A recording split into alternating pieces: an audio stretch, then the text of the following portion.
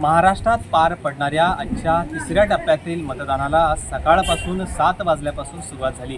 मतदार राजाला ज्या प्रतीक्षेची वाट पाहावी लागत होती ती प्रतीक्षा अखेर आज संपली आणि आज सकाळपासून रायगड जिल्ह्यातल्या अनेक मतदान केंद्रावर नागरिकांच्या रांगा या ठिकाणी लागलेल्या आहेत। आपण जर बघितलात तर रायगड जिल्ह्यातील रेवदंडा येथील या एका प्राथमिक शाळेमध्ये आपण आलेलो आहोत। येथील जर दृश्यांच्या माध्यमातून जर आपण आढावा घेतला तर इतर सकाळपासून अनेक नागरिक रांगेमध्ये मतदान करण्यासाठी या ठिकाणी उभे आहेत।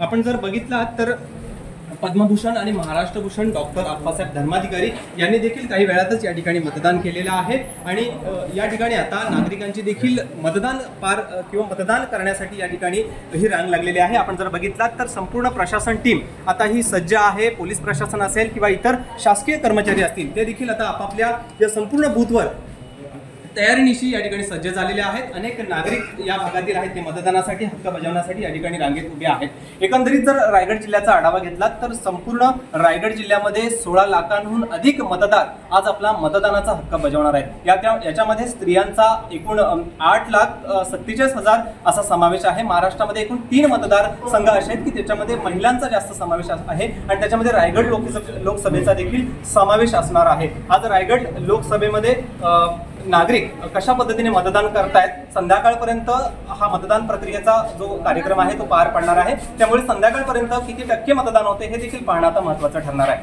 गणेश मापरळकर, एबीपी माझा, रायगड। एबीपी माझा, उघडा डोळे बघा नीट।